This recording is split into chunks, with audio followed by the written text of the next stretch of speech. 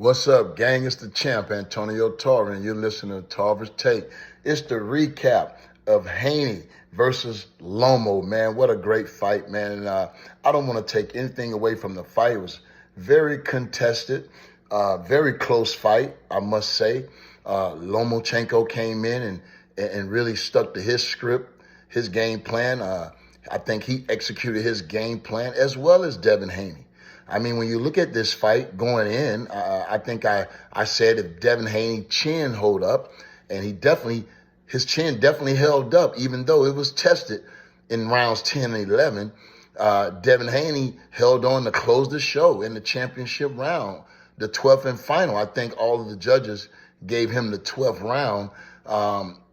They say it could have been controversial. I don't believe it was controversial, and here's why. The one judge, 116, 112, everyone is screaming that was an outrageous scorecard. Well, that's one round away from being 115, 113, and that's right where everyone pretty much think that this fight was.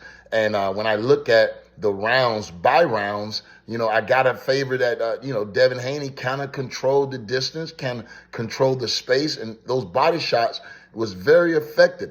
So effective that I think that had a lot to do with the reason why Lomachenko seemed to always, like after the third round, he was falling in, not offensively. I mean, every time after the left hand, that back foot will come up and he'll cause the clinch. He'll cause the both fighters to engage and be able to, hold each other or stop the action. It was a lot of that going on, a lot, and so I think that he didn't have a lot of success with that, even though he had some. It was sparingly throughout the fight. I think Lomo was consistent with what he was trying to do, but hey, he's 37 years old. We know Lomo, I feel he's peaked. I mean, truth be told, he's peaked, and as great as a patriot as he is, a human being, a great man, a soldier. I mean, it's easy to root for him. Two-time Olympic gold medalist, but when you call it like it is, his last couple fights, I think Lomo has peaked. And when you look at the stars of this lightweight division, when I pit Lomo against any of these 4 or 5 guys that you can say are the top guys out there, I see Lomo giving all these guys fits. You feel me? In a fight. But do we see him knocking any of these guys out? Do we see him clearly beating any of these guys? I mean, to be honest, I can't say he will because of his age and because I just believe he's peaked at this time. Haney, undisputed 24-year-old champion, undisputed champion. And, I'm an old school throwback type of fighter. I don't think it's to the degree that it used to be where they say you had to take the title from the champion. They expected the champion to get knocked out before you turn those belts over. But at the same time, same instance, man, when you look at, the man coming in undisputed, he got not only 1 belt, not 2 belts, not 3, but he has them all. And how did he get them? He traveled all the way to Australia, and he beat the reigning undisputed champion, George Kambosos Jr., man, in his backyard. Not once, but twice.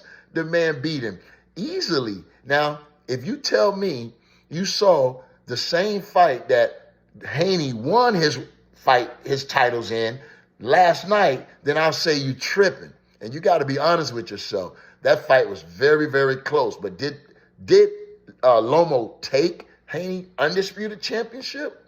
I beg to differ. I just don't think he did. Now, if he would have closed the show, got a knockdown, and maybe closed the 12th round in emphatic fashion, hey, you got to give it to Lomo because he showed that he took it.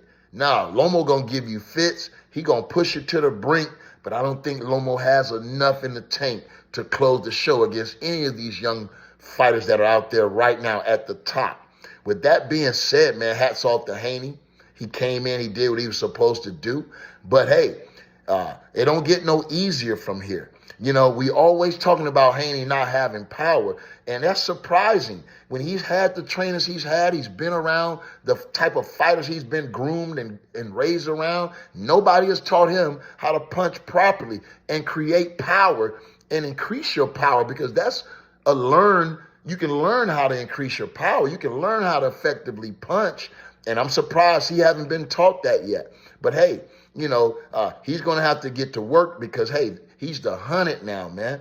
Those guys are at him because of what they saw last night. They feel like, hey, he's right for the picking right now. So, hey, Haney got work to do, man. It's time for him to get back to the drawing board. He's going to have to increase his power, man. He's going to have to get some respect, man, because these guys are coming at him, and they're not going to be afraid to exchange with him. And I thought there would be more exchanges because Kamboza came in the fight saying Haney didn't have that power, but he must have had some power because he definitely didn't take the risk that I thought he was going to take in order to close the show and maybe get Haney out of here. Because when he did land punches, they were effective. I just think he should have landed a quite few more to take the Undisputed Championship from Devin Haney. So there you have it. That's my take from Tarver's Take, man. Till the next time, I'll see you.